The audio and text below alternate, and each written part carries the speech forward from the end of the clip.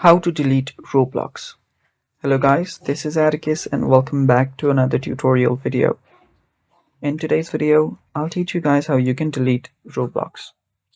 So before we begin, if you guys are new to our channel, head down below and hit the subscribe button so you don't miss out on our future videos. Also press the bell icon so you get notified whenever we release a new video. Now without any further ado, let's dive right into it.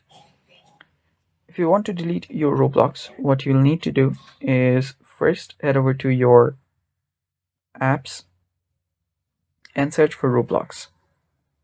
After you find Roblox, all you have to do is long press on it. After you do that, you'll find the uninstall button. You can tap on the uninstall button and uninstall it from right there, or you can tap on the app info option. And after you're there, you can tap on the uninstall from there. If you don't want to do it in either of those ways, you can directly go to your settings, locate the settings app, and then open it up.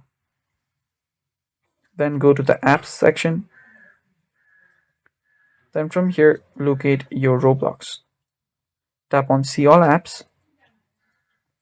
And from here, you can find your Roblox. After you find Roblox, open it up. Then tap on the uninstall button and tap on OK.